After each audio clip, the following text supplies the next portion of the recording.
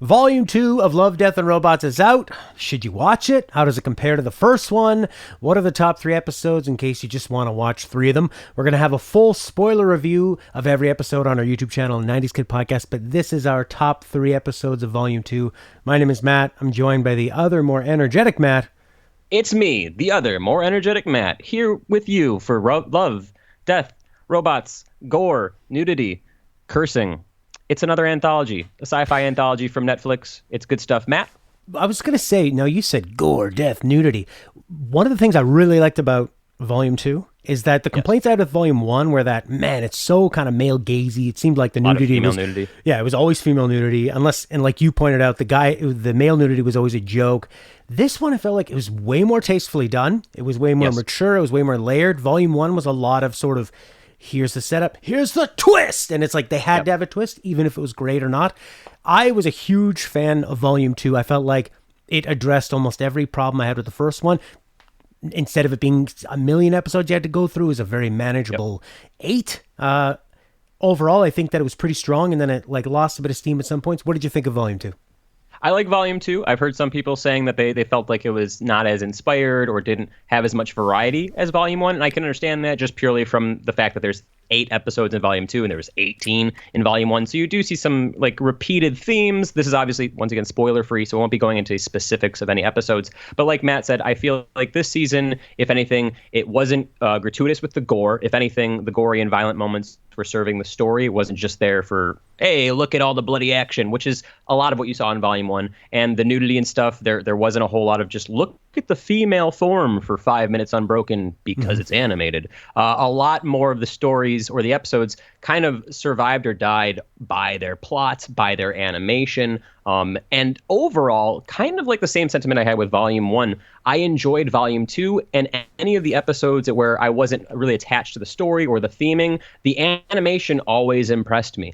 There is not as much variety of animation in Volume 2 as there was in Volume 1. I think we have maybe 2 animated, fewer stop motion episodes, but for the majority of it, it's realistic CGI. That didn't really bother me. In fact, I was very impressed by a lot. But I would say if you're somebody who watched Volume 1 and you are interested in Volume 2, it's worth a watch. It's much shorter, about like an hour and 20, hour and 30 minutes. And if anything, for people who maybe wanted to watch Volume 1 but thought, oh, it looks a little bit too extreme for me, Volume 2 is a little bit, like Matt said, more tastefully done, a bit more digestible for people who might be queasy or not like the gore.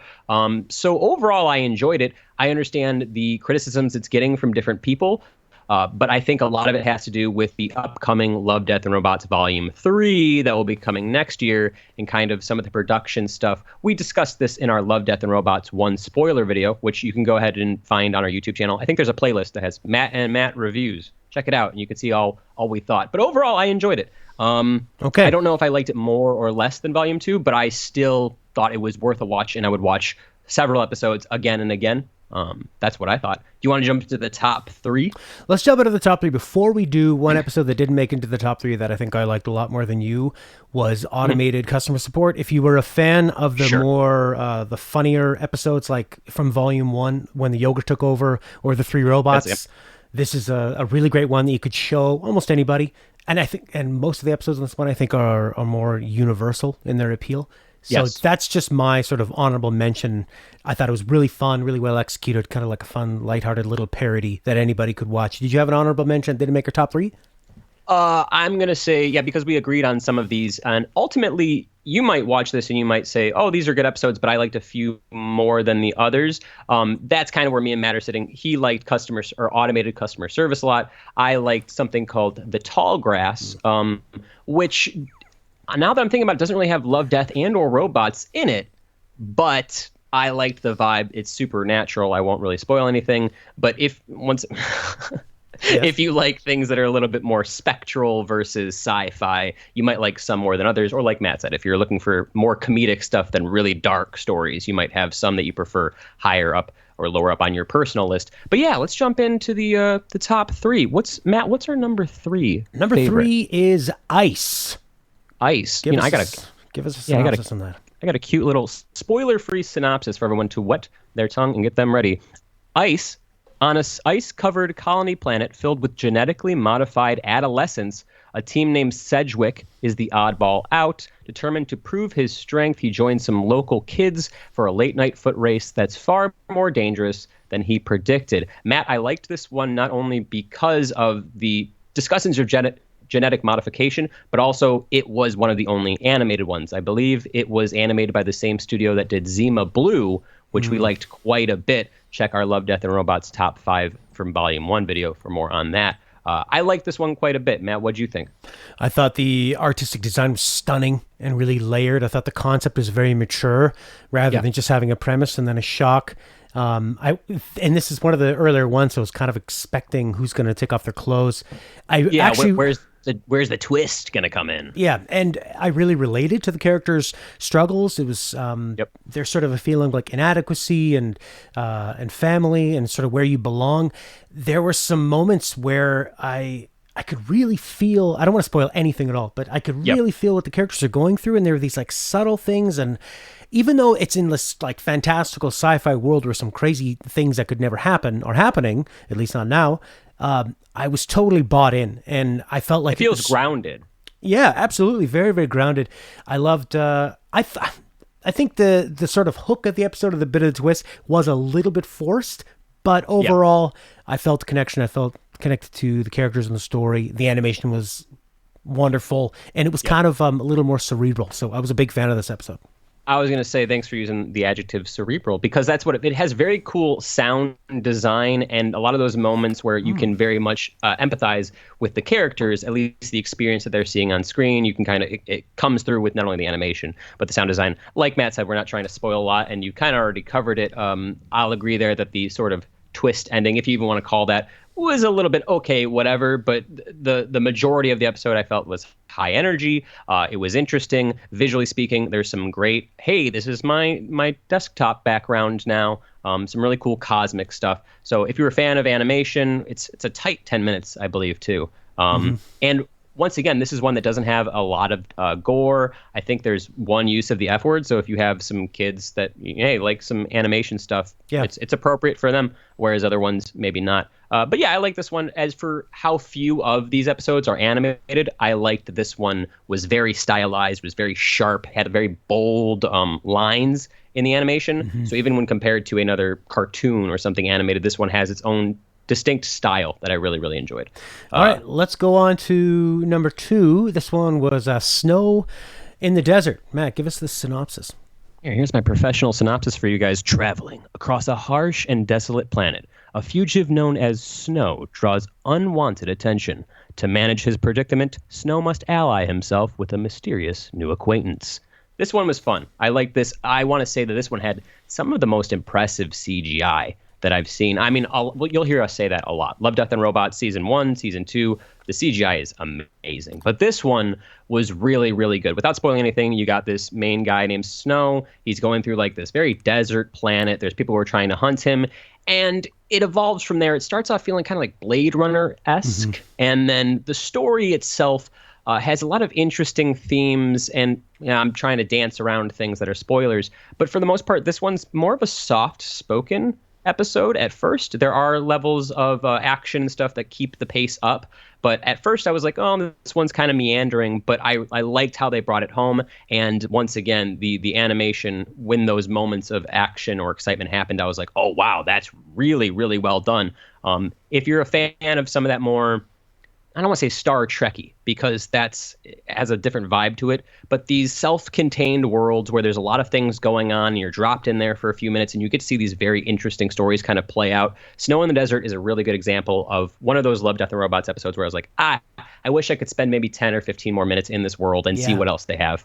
Matt, what'd you think of Snow in the Desert? This one reminded me of reading a Star Wars book, Tales from the Mos Eisley Cantina or Tales from the Bounty Hunter. Yeah, that's what I was trying to go for with the Star Trek thing. I just didn't want people to think it's like literally Star Trek red suit stuff. Yeah, it's got that kind of like grungy 70s Star Wars sci-fi look to it, the Blade Runner look. Yep. I think there was sort of a hybrid of real people and CGI. It was kind of far away from my TV, but it was almost distracting how good it looked sometimes. So I think there must be a hybrid. I got to watch that again.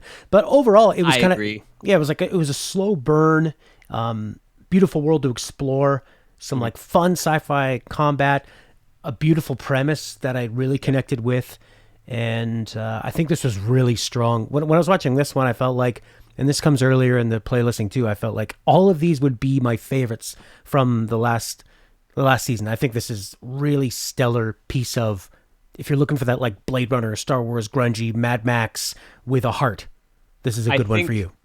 When you look at Volume 1 and even episodes in Volume 2, we agreed there's a lot of episodes where people say, oh, you could make this into a movie or a TV series. And we said, no, keep it as a short, because whereas Snow in the Desert, though, I think it would work if they want to do a TV series.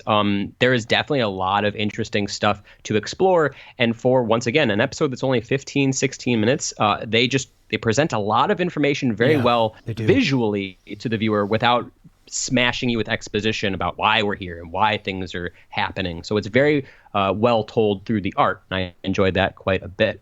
Anything else to say about it, Matt, before we go into our number one? Number one. Give us that synopsis, baby. Number one is Pop Squad. This is probably the darkest episode in Volume 2, and for that reason, I really enjoyed it. I'm sure Matt, similar. Here's the synopsis. In the near future, overpopulation is rampant, with authority enforcing strict childbearing laws. A seasoned officer named Detective Briggs begins to question his morality as the horror of duty gnaws at his conscience. It might seem like I was trying to be a bit ominous with my synopsis, but really the thing that made Pop Squad stand out for me, apart from the others, is you can very much feel the ominous kind of depressive nature of the world without them even explaining kind of what's going on. I hate to say, oh, it feels grimy and it feels dark, because everyone says that kind of thing about The Last of Us or any dark story. But the way that they not only display some of the more violent aspects of this story, and the way they transition from scene to scene carries an energy with it that kind of starts to weigh on you as you watch this episode, and it all kind of climaxes in a very interesting scene that I won't spoil at all, but it's very, very ripe with tension, and it's designed in a way, both audio and visually, that as a human being, you're going to react one way or the other. There are certain trigger sounds. We'll talk about this in the spoiler discussion, so if you want to know what I'm talking about, go check out our spoiler video for Love, Death, and Robots Volume 2. But they did a very, very good job making me, the viewer, empathize not only with the main characters, but the ancillary characters and what was going on. Also, shouts out Nolan North, voice actor of Nathan Drake in Uncharted. He voiced Detective Briggs in this episode, and I thought he really brought it. Once again, kind of like Snow in the Desert, the saddest part about it was the fact that it ended. I wanted to see a bit more from different characters and see what else they had to develop in this world. But as it sits, I was really impressed with it. It might not hit the heights that Volume 1's Zima Blue and Beyond the Aquila Rift did, but I thought Pop Squad was hella good time. Not fun, not like a happy-go-lucky one, but I enjoyed it all the same. Matt, what'd you think of this rather depraved episode? I loved it. I mean, the way that they use the different, like, really washed out gray palettes earlier on, and more like color and magic later. It's another episode that has to set up a lot with a universe, characters, story to hit the big moment. But I cried watching this.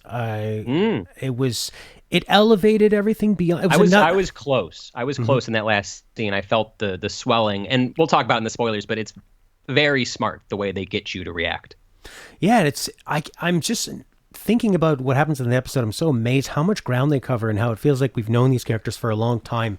Again, incredibly relatable. There's no just like cheap twist or cheap shock to it. You just feel everything this main character is going through, and it's got kind of a dreaded tension, but it's got a beautiful resolution. I'm really trying not to spoil absolutely anything at all, because I think it's so good. I think, this one compared to Zima Blue, maybe it's a recency Zima Blue, thing. Of course, being Volume 1. If yeah, you guys that, are just was watching Volume 2. Our top one of Volume 1. Maybe it could be a recency thing, but I feel like I connected a bit more with this one. Zima Blue was a very focused story. Sure, and did have leaves a lot of room for interpretation and how you feel as a person, and having more of like a bam shock twist, where this was more of you know what's coming the entire time, and it's it just feels so great. I don't want to say anything else. It lays out the stakes for you, and it shows you immediately, here's what this world is, and here's kind of the depths they will go to, and then it tests those limits of how depraved it's going to get. And I think depraved might be the wrong word. I think it's more like inhumane or things that go against us as humanity. And that's the whole thing that this episode is trying to talk about. I will say this, if you are watching this and you've seen Pop Squad, Matt, this is to you too, and you really liked the vibe of this episode, also the juxtaposition between the world above the clouds and that below, without spoiling anything.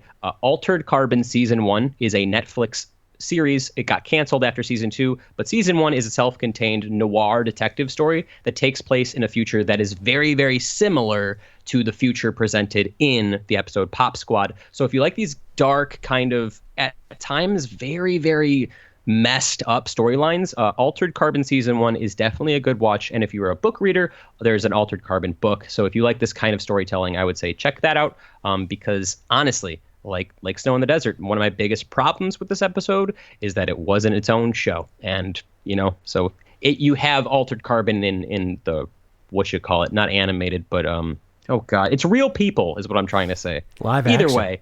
Yeah, live action. Thank you, Matt. You're smarter than me sometimes, all the time. Pop Squad's good, though.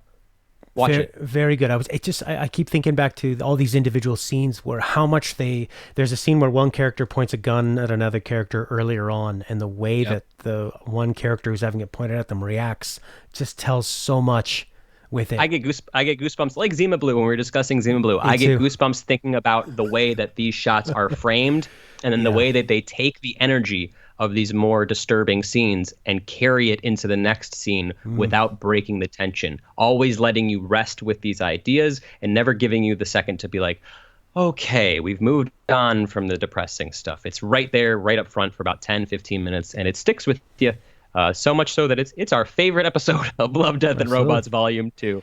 Well, you should go watch these if they sound interesting to you, and when you're done watching Volume 2, you can come back and check out our full spoiler review discussion on every episode, see if our thoughts line up with yours, leave some comments on what you thought about them, and we'll read them in our next review episode if we talk about this. If you're watching on YouTube, it's also available on the 90s Kid podcast. If you're listening to the podcast, it's on the 90s Kid YouTube channel.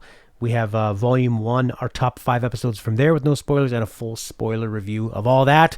I'm Matt. This is the other Matt. Happy watching. Happy watching.